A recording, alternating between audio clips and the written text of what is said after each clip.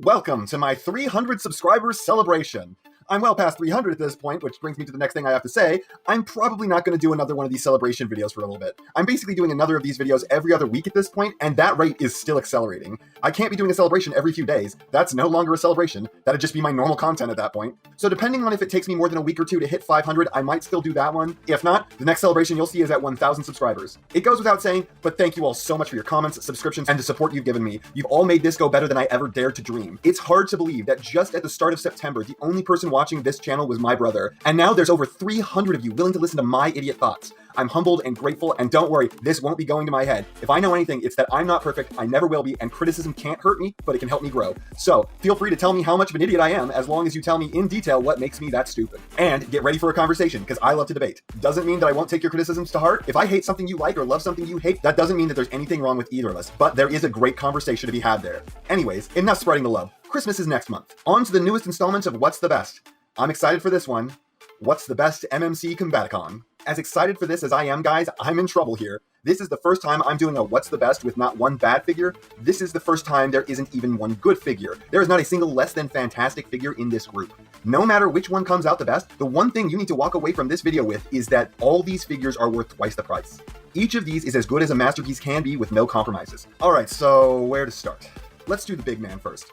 The first one of these I bought, and the one that convinced me this was the line for me. The Combaticons are my favorite combiner team, so even years before I ended up back in collecting, I was eyeing all the unofficial offerings around. I got the Jimbao Warbitron just after getting back into collecting, but that sucked and I was always looking for a replacement. I gave it away after I got 3 of the MMC figures. I almost settled on the Unique Toys Ragnaros, but something always stayed my hand on that, and I'm glad it did, because when I finally did pull the trigger, I ended up buying the perfect Onslaught. Yeah, his head isn't the exact shape, his visor is the wrong color, and his legs look a little short, but his head is by far the closest to the exact correct shape of any figure that exists. The eye color is an acceptable sacrifice, it looks cooler this way, and there isn't any other figure that gets the correct color either. And the legs can be mitigated by extending the ankles more to make him look a little longer in the shins. Plus, his eyes have a sweet light-up gimmick. So I'd still call this a borderline perfect appearance. Posing here is top-notch too. He's got all the typical articulation for an MP, individually articulated fingers, feet way beyond the typical amount of articulation, and an ab crunch. Though using his arm swivel is a little difficult as you have to untab the back of the bicep first, and then swing them out on some armatures that are on worryingly thin struts. I fear that these will break one day, but they have not yet. If I had to rate posability on this figure, it'd be at an 8.5.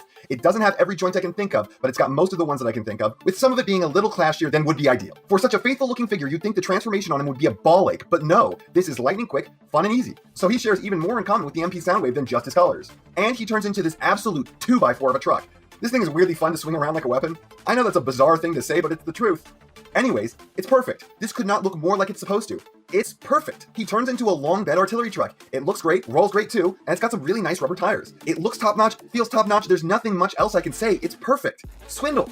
Looks perfect. This is the whole line. Perfect masterpiece style figures. Of note, this is the head that comes with the Probus. It's the only head that's not loose on the ball joint, but unlike the other two, it can't pop off. You have to take out the screw and separate it to get it on and off. But this is the perfect Swindle head, so I'm not going to be swapping it anytime soon. The problem with this figure is tolerances. The shoulders are crazy tight, so I took one apart and sanded it down until it was perfect, but I've yet to do that to the other one, so it's still so insanely tight it stresses the plastic. Also, the port that the shoulder gun pegs into could stand to be a lot more substantial. Posability here is great, though it's not as good as the Onslaught. He doesn't have the ab crunch or the fully articulated hands, but he does have some reverse butterfly. Outside that, he's got all the posability you should expect out of a figure like this. 8.5 out of 10. Transformation on this guy is less good. I actually chopped up this figure pretty bad to get it into a better state. Many of the tabs and pegs were severely redundant, and some of them only existed to stop you from doing stuff that you should and would want to do for good reason. So I cut off a bunch of tabs, trimmed down a bunch of others, and shaved material off some of the tracks as well. Now, it's perfect, but I've never had to do so much scary, damaging work to a figure to get it into a good state. With all the work I've done, transforming it is pretty good. It's not as fun as the Onslaught, but there's nothing here that's overly complex or finicky. It's just less fun than a really fun figure. Oh no. And you end up with this perfect vehicle mode. I think the only problem here is that if you forget to mount the gun before you finish, you need to untransform the figure a bit to get it in there. Once again, it rolls great and it looks perfect. It's a Jeep. It's a perfect rendition of a Jeep. There's a tiny amount of kibble at the tailgate, but nothing that should bother anyone. Vortex, another perfect looking figure. It would be completely perfect if it weren't for one thing. It's basically impossible to do anything and not knock the head off this figure. This thing is held on with spit and hope. I don't understand why they put this on a ball socket and not a mushroom peg when the ball socket isn't meant to do anything other than rotate. Posability is a 9 out of 10. He's got everything Swindle's got, plus an ab crunch. Transformation is good, but you're going to pop the head off. And there's a part where you have to flex things past one another, and that part's just not fun. And you end up with a perfect helicopter. Moving on, because there's nothing else to say other than this also rolls well because it's perfect. Blast Off. This is a stunningly good figure. I did not expect this one to blow me away like it did. When I got this, I got the same feeling MP Soundwave gave me. I got a sense of completeness and satisfaction from this figure I was not expecting from a Blast Off. I've heard people complain that his thighs are too short. No, they're not. They're this long. This is just skirt armor hiding the legs. If you say these are too short, do you just not have object permanence? He comes with an animation-accurate, inaccurate head. Interesting accessory, but I'll never use it. I much prefer the intended look. Another 9 out of 10 on the posability scale. Basically the exact same as Vortex, but you can't use his ankle tilts too much before they start to look real bad. Transformation's great. Sorry if I sound a little bored or annoyed by this, but there's only so many ways that I can think to say that it's perfect. It's fun and it kind of blows my mind because somehow this figure gets significantly bigger when it transforms. Every other figure in the history of Transformers gets smaller after you transform it, but not this one. This just about doubles in size. This although feels huge, and again, there is nothing crazy happening during this transformation. Not one of these figures is doing something you've never seen before. They're just taking perfect blends of well-known ideas, and I've never seen anything work so perfectly. This alt mode is phenomenal. It looks perfect, and it blows my mind out the back of my head that it gets bigger in this mode. Brawl.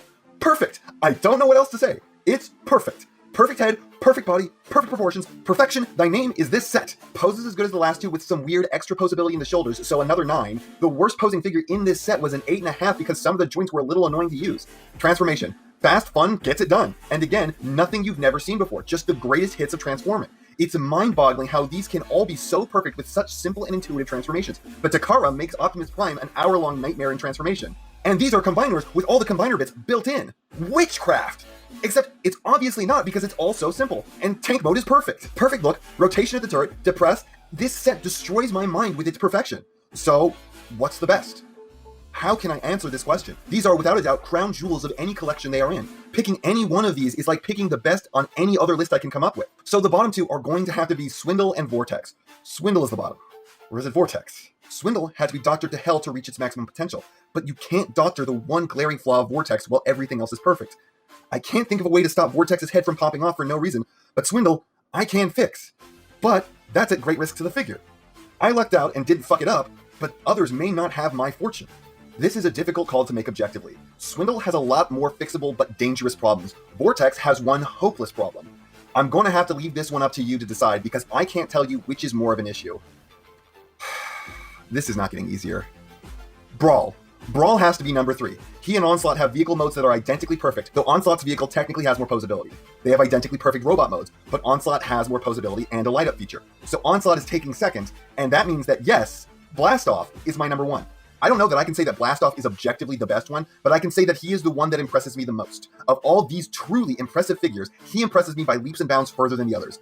His space shuttle mode feels like it's actually committing mass shifting, and I got nothing in the face of that except for a stunned expression.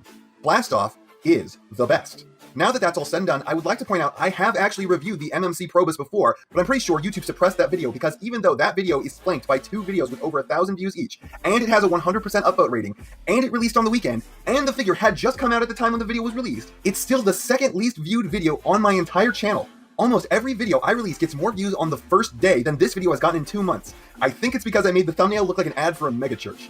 Anyways, if you want to see more on the MMC Brawl, I'll include a link to that video in the description. And that's not half of what I have to say, and it's really not this time, but it's enough of what I have to say.